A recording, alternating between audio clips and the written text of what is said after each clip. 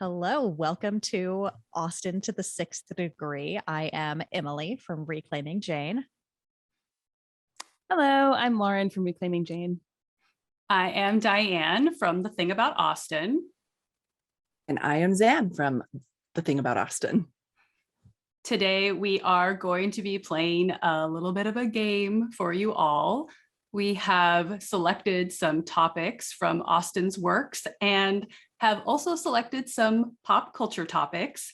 These topics have been randomly paired off together, and so we will be doing our best to make some connections from the one to the other. We'll see how it goes. So shall we get started? Better now than never, I guess. We'll see how it goes. We're doing it. We're going to do it. We're going to have fun regardless. Exactly. I think it might be a little bit messy, and that's okay. Where's Marie Kondo saying she loves mess? I mean, we just made our first connection already, just right there. Lauren Marie just pulled that Kondo. right out. So Yes. We're good. Off to a great start. All right. So we are going to be looking at ways that we can connect these things. And so in order to enjoy the randomness of what we're trying to do, we are going to try and do a randomizer that tells us which of the projects and objects that we are trying to connect. So here is how this is going to go. So we have our scrolling options. And let's see, Diane, I'm going to let you be the first one to tell me when to stop this randomizer. So much pressure. Okay, stop. Our first topic is reticules to Twilight. That's Oh my God, I can't me. wait. Oh boy. I'm Okay. so excited already. This is the one that got a little out of hand in terms of steps between. But first, let's talk about what a reticule is. So reticules, as you can see in this picture, are small handheld drawstring bags. Our Austen reference here, the way that it's relevant is that Mrs. Elton in Emma carries very specifically a purple and gold reticule. So fancy. I know. Very. So these were made necessary by changing fashions from the late 18th to early 19th century. Skirts in the 1790s were getting slimmer and waistlines were rising.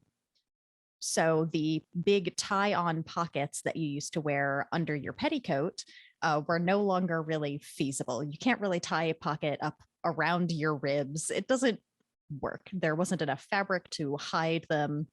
So they started carrying external handbags.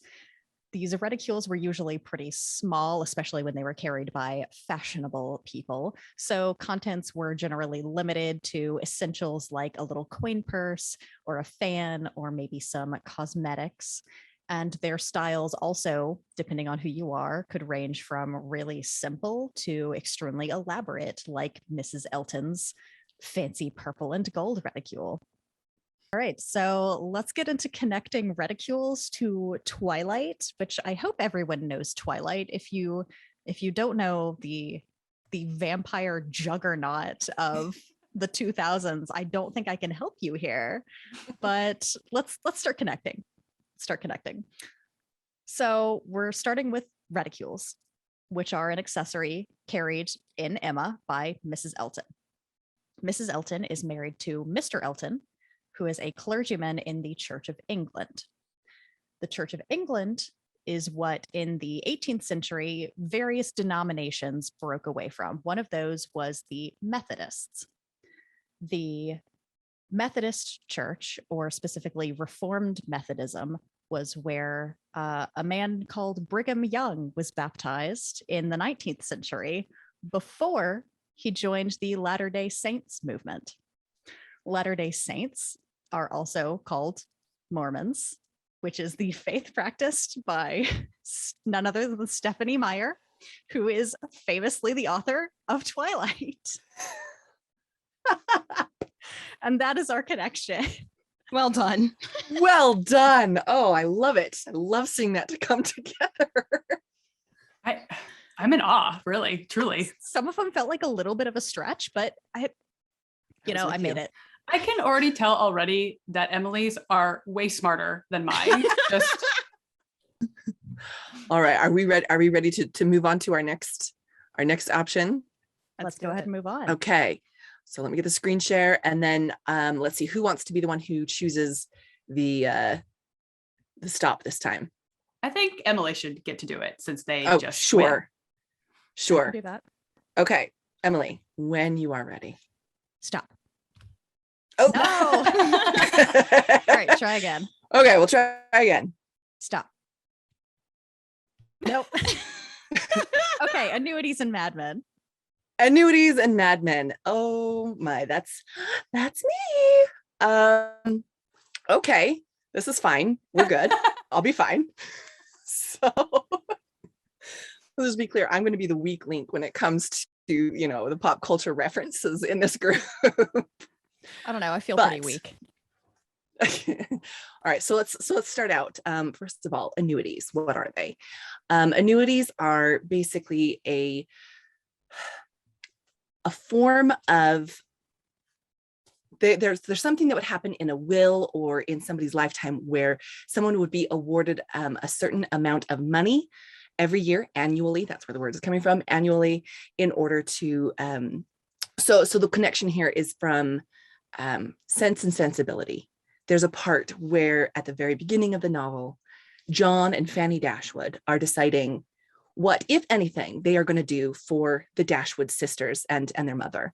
And John is thinking through all these options, and he basically says, well, I could give an annuity to Mrs. Dashwood. And so what he's basically saying is, I could give her £100 every year for her lifetime, set her up that way. That's what an annuity is. It's basically like an allowance that you get every year. And then Fanny Dashwood basically says, the thing about annuities, though, is that if you settle an annuity on someone, they're going to live forever. They're just going to keep collecting that paycheck. And, Fanny Dashwood isn't interested in that option. And so neither is John. So that's the connection that we have to Austen and what annuities are. Okay, so now how to go to Mad Men then. So Mad Men, again, it just is a brief description. Obviously, a show that was particularly popular up until I think it ended in 2016, where it's about the advertising industry in the 1960s and all of that chicanery that goes on there. So that's our context. Okay, so how do we connect the stops? Okay, so the annuities in Austen are particularly tied to the Dashwoods. And at the end of the novel, spoiler alert, Marianne Dashwood chooses to marry Colonel Brandon. Colonel Brandon is a part of the English army, the English military, the army. So the army, the English army in 1949 established a contract with Land Rover as one of their major vehicle providers. Land Rover and Jaguar are actually the same company. They're the same parent company that works between them. And Jaguar is one of the clients that Mad Men covers, particularly in season 5. Well done. That was Wow. incredible. I really had to work for that. I feel like I learned so much just in that short span of time. Oh, I really did not know where you were. I was like, how is this plane going to land? What is where are we happening? going? I think even Don Draper would applaud that one. Yes. You would get a rare Apparently. smile. Mm-hmm. Yes. Thank you. All right, so we're up to our next one. So I guess I get to be the one who says stop when it's time. So here we go. Oops, there we go. Stop. Oh, it's not stopping. It's chaos. It's out of control. Oh, this is Phaeton and Saturday Night Live is mine. No, you pick another one. You don't want to go back to back. Okay, thank you. We won't do that to anyone.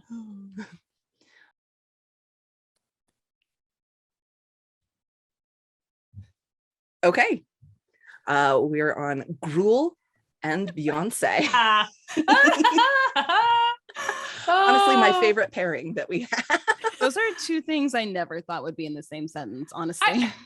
I'm sorry, but just how do you go from the least glamorous thing to the most glamorous person on the planet? Isn't that what you're supposed to be showing us? All right. Oh goodness. Okay, so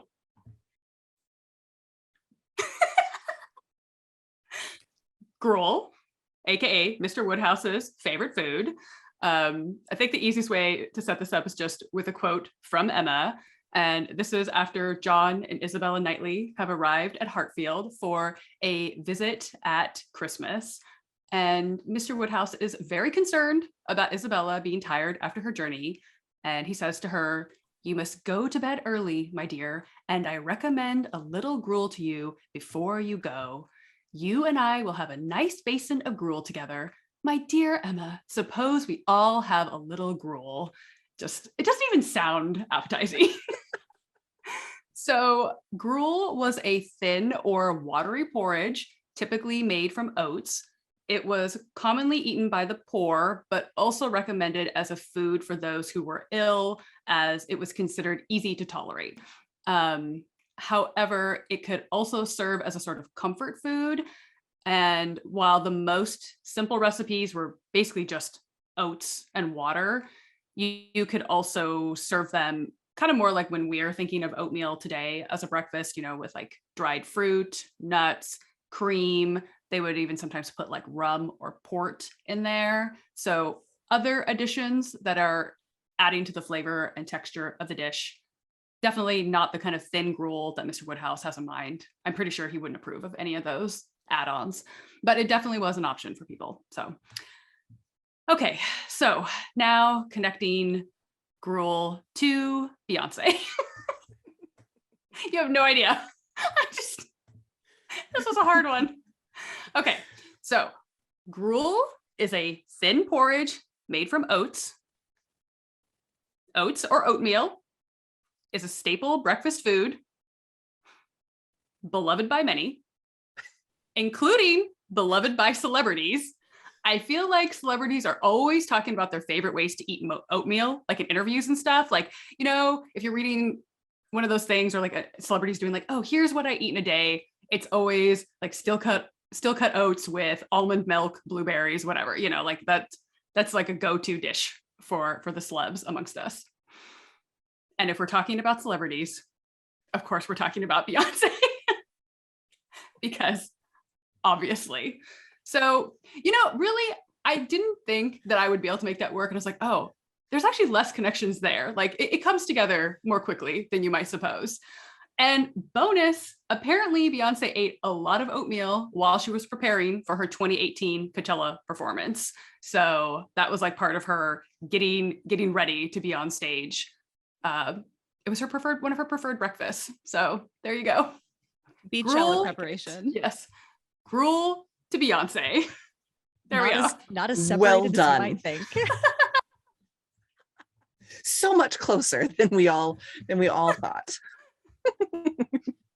I feel so Oh, much dear. closer to celebrity and divinity now because I eat so much oatmeal. I would like to know what their gruel actually involves, because like the rum and the port in the gruel, that seems like a lot. Yeah. Yeah. I mean, for sure, Mr. Woodhouse would not be on board with that. Like, we're not trying to make some kind of luxurious dish here. That's not the point of gruel. It's almost like an asceticism for him, where he's like, Yeah. must eat the most plain foods because I'm going to pretend that Perry prescribed this. All right, so let's move on to our next one. Let's see, Diane, you get to choose when we stop this time. And stop. Oh. I cannot go again. Okay, let's try again. And stop. Ooh, Oh, that's me. excellent. Ooh. Oh, Very geez. good. All right. Muslin and beauty gurus. This one also did not have as many steps in between as you might think. But first, we'll talk about muslin. So muslin is a very, very fine cotton fabric that has been made in South Asia for thousands of years. It was known to Europeans. It's written about by Romans back several hundred years BC. So it had its fame and its quality were well known around the world. It was the fabric of royalty, and depending on its quality, could be extremely expensive.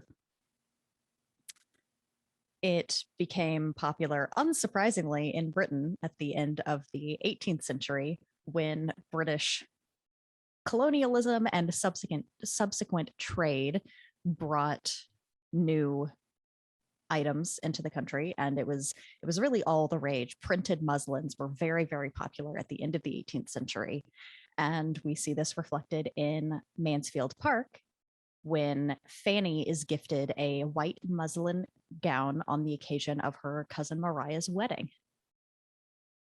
Right. So connecting this to beauty gurus felt a little bit weird, but with the help of the internet, I was able to figure it out. So muslin is a cotton fabric. It is not a knit fabric, which would make it stretchy. It's woven. Weaving had a really major industrial presence in England, specifically around, well, in several cities, but also in Norwich. Norwich is the home of a makeup artist named Sam Chapman, who in 2008 started the YouTube channel Pixie Woo with her sister, creating makeup tutorials, which eventually led into the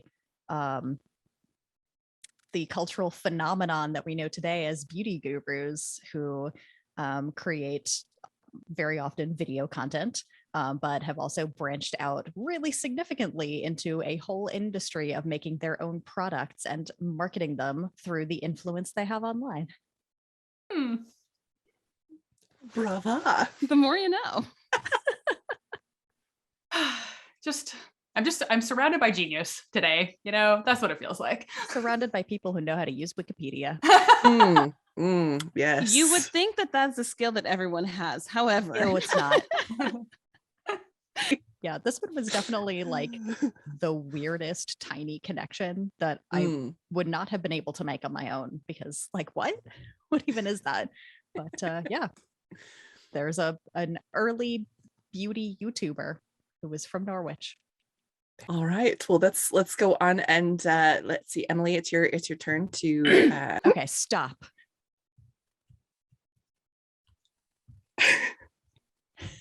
Bath Whoa. and Fleabag with me. Bath and Fleabag. There we go. Bath and Fleabag. That's me. Yay!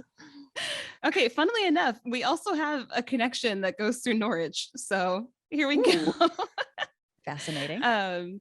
So the connection with Bath, I mean, there are several, but it's one of the most visited cities in the UK to this day, named for its Roman baths, and it became popular as a spa destination during the Georgian era, which is also what it was known for during Austen's time, when she was both living in Bath and then writing about it. It's also the current location of the Jane Austen Center, so if you ever want to go do some Austen tourism, would recommend. It's really cool. But the specific connection is from adaptation or a book that is in the news lately from Persuasion, where Anne Elliot is headed to Bath. Despite her best wishes, she really just wants to stay in her ancestral home of Kellynch, but Sir Walter is determined to leave and either to go to London or Bath or another house in the country. But despite all of her best wishes, they're headed to Bath. So that's our connection for why Bath is one of the historical / Austen connections that we're connecting to Fleabag, of all things. So come with me on a journey, if you will. So, as I said earlier, Bath was kind of like founded, settled, what have you, by the Romans, hence being named for its Roman baths. And because it's such a historical city, it's a UNESCO World Heritage Site. So UNESCO stands for United Nations Educational, Scientific, and Cultural Organization, and they have kind of identified lots of areas of cultural or historical significance throughout the globe, including another city in the UK of Norwich.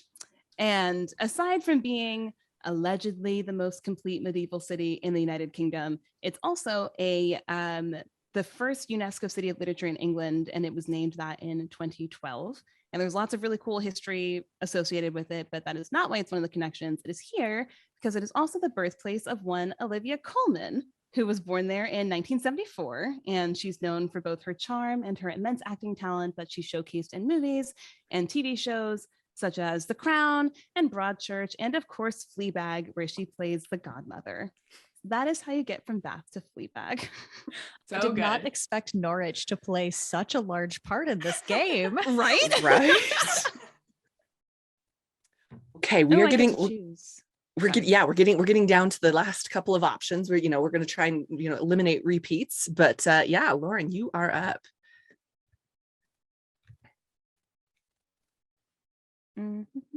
Stop. It's me. Yay. Mrs. Reynolds and the Great British Bake Off. Really, two of the great loves of my life. So this is great. Okay, so Mrs. Reynolds, the beloved housekeeper of Pemberley, just one of the great side characters. I love her. Truly one of the best. So she shows up in Pride and Prejudice when Elizabeth first meets her, as Elizabeth is visiting Pemberley with her aunt and Uncle Gardner. So she's described as a respectable looking elderly woman, much less fine and more civil than she had any notion of finding her. Because I think Elizabeth at this time, she's thinking, oh, I bet the housekeeper of Pemberley is just like such a snob, And then she's like, oh, Mrs. Reynolds, she seems pretty nice. Also, this house is pretty great, where the reevaluation process of Mr. Darcy is already starting to happen. And Mrs. Reynolds plays a big part in that. So as the housekeeper of a large house like Pemberley, Mrs. Reynolds was one of the main people in charge. So that was the role of the housekeeper. They were sort of like, they were one of the main servants along with the butler. So the housekeeper oversaw the other female servants, such as maids, with the exception of a lady's maid who took her orders directly from her mistress. And the male servants, such as footmen in a household, would report to the butler. In addition to supervising the maids, the housekeeper was in charge of household accounts and just generally making sure that the house was running smoothly. So she's the one making sure that the bed chambers are prepared for guests and that there's enough food in the house, like all that kind of stuff. Just the stuff that makes it seem like, oh, Pemberley's like Disneyland. Things just appear, and you weren't even expecting it. The housekeeper would also lead tours, such as the one that Mrs. Reynolds gives to Elizabeth and the Gardners. So that was a common practice during this time. I mean, obviously today in our time, a lot of these stately homes also do tours, but they charge, you buy a ticket for admission kind of situation. Back then you could just show up. So that is one of the roles of the housekeepers, to kind of show off the house and all that sort of thing. Okay, Mrs. Reynolds to the Great British Bake Off. Oh, what a moment. All right, so Mrs. Reynolds is the housekeeper of a huge house, and she also gives tours of said house. Tours of huge houses is making me think of that show from the 80s, The Lifestyles of the Rich and Famous. So Lizzie was basically getting to live in an episode of that show, essentially.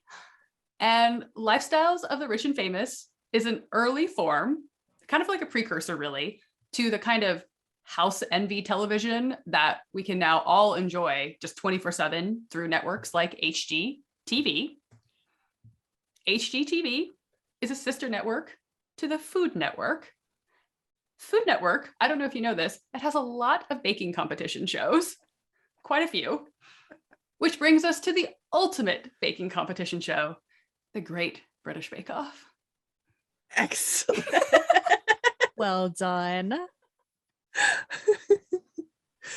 Oh gosh. And it is the ultimate. It is Yes. the ultimate bake show. One baking show to rule them all. Mhm. Exactly. Okay, so this is apparently the Great British Bake Off fan club right here. And I'm As okay it with should be. this. I'm very okay with this. Okay, Diane, you are up. And stop. Well, I can't go again. Phaetons and Saturday Night Live. Zan, is this you? This is me. This is me. Okay. So the phaeton. The phaeton is a type of carriage, as you can see here on the screen. It is a particular type of carriage that usually has 4 really like ginormous wheels. It usually has a very light body and a lot of spring to it. It's meant to be basically a sporting vehicle. It's kind of the sports car of its time. It's meant to go fast. It's also a little bit top heavy, a little bit dangerous. Where we see this in Austen, it actually shows up a couple of times in Austen. There's the difference between types of phaetons as well. So there's a phaeton like this that we're kind of seeing on screen. There are the high perch phaetons, which are even more top heavy and a little bit more dangerous. And then there are low phaetons, low perch phaetons. Both are mentioned in Austen. So a high perch phaeton is actually mentioned in Love and Friendship, which I realize is kind of an obscure get, but it's actually mentioned because it gets in an accident. It overturns, and that actually is a distraction. And they're like, oh, yay, the carriage overturned so that we can run away. And it was a great distraction.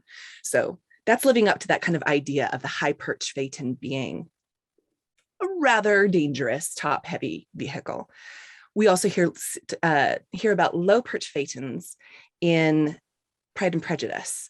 When Lady Catherine de Bourgh's daughter, when Anne de Bourgh drives by the parsonage at the Collins house, it's a low phaeton that she's in. And so it's a leisurely one, but it's still a sporty vehicle, but it's, a little lower. It's a low rider. And so she's not going to be in danger, because I don't think Anne de Bourgh is really into like sporting vehicles, but who knows? Who knows what she does in her downtime?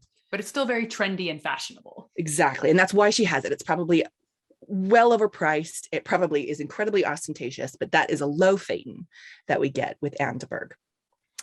Okay. So now we're going to try and connect it to Saturday Night Live, which of course there is a whole lot that you can do with Saturday Night Live. But again, hop into your high perch phaeton, hang on for the ride. Here we go. Okay, so the phaeton was considered the ultimate bro vehicle. It's considered, particularly the high models. This is why, and there's another mention in Austen, John Thorpe actually pretends that Henry Tilney has gone off on a phaeton instead of attending his walk with Catherine at one point. So, the fact that John is drawn to a bro vehicle surprises absolutely no one. Okay, so there's that. It's the bro vehicle. The phaeton is actually named after the mythical figure of Phaeton, son of Helios, who nearly set the earth on fire when he attempted to drive the chariot of the sun. His father Apollo let him drive the chariot. So Bro is driving daddy's car without permission, causes mass calamity because he drove the chariot too close to the earth, starting fires everywhere. Okay. He then overcorrects and drives the sun chariot too far from the earth, and it starts to freeze everything. This is bad. Things end badly for Phaeton. Okay, but let's stick with this idea of freezing the earth. Okay. Think about icebergs for a moment. What do we get? We combined icebergs and bad driving. Thinking of the Titanic, which is not funny, but stick with me. In 2021, on Saturday Night Live, Bowen Yang was in a sketch for the Weekend Update in which he was the iceberg that sank the Titanic. In this sketch, he claims that the iceberg is not at fault. It ran into me. He's just minding his business. So this was not his fault. Instead, he'd like to point out that, water was culpable, not the iceberg. And instead, he'd like to demonstrate his hidden depths definitely an iceberg pun, and share the launch of his hyperpop EDM new disco fantasia called Music.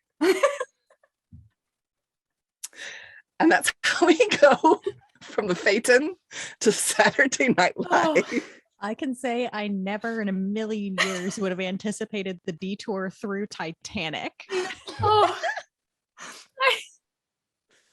Oh wow. gosh. And if you have not seen that sketch, Bo and Yang is just masterful. It's definitely worth a listen. But now you'll never be able to watch that sketch without thinking of the Phaeton. How we think, the two are now linked forever in my mind. Yeah, I worked for that. All right. one. Well, I worked pity for whoever. it. Oh wait, I was about to say I pity who has to follow that up, but I think it's me. It I is think you're you. the only one left. I feel like we also have to say, since we mentioned Bo and Yang, that everybody also needs to go watch Fire Island Yes. on Hulu, Yes. which I is was going to say that. the new Yeah, Pride and that's- Prejudice retelling. He That's like plays, if we're doing 6 degrees of Bo and Yes. Yang, right? yes, Mhm. yeah, he plays the Jane Bennett kind of analog. So good. I will say personally, Fire Island is now my favorite, hands down, Austen adaptation. Like, It I'm is. sorry to 95 Pride and Prejudice, but So this good. is absolutely incredible. It's so good. Joel Kim Booster, just a genius creator. So good. Love it. Okay, so we are ready to spin our magic wheel again. Although we only have one option left. But that's how things go. I wonder who it's going to be. Who will it be? Okay, we're spinning. Where will we land? Nobody knows, except for kind of we do. I keep pushing the wrong buttons. There we go. Hey, we've made it. Finally. Yay! It's Dueling me. and K-pop. Our final This is topic. you, Lauren. Oh goodness. Okay, so Dueling, as you can see in this highly dramatic photo, I love is this. it's so good. I'm kind of obsessed with this picture. But it was a planned combat between two men, usually over a dispute of honor, using lethal weapons in the presence of witnesses. They were often referred to as affairs of honor because the gentleman fought to remove the stain which he conceived as attached to his honor. Big deal. The connection we have to Austen is from Sense and Sensibility, where it's never actually like specifically said, but it's mentioned obliquely. So spoiler for Sense and Sensibility, Eleanor is learning about all of the past dalliances, we'll say, of Willoughby.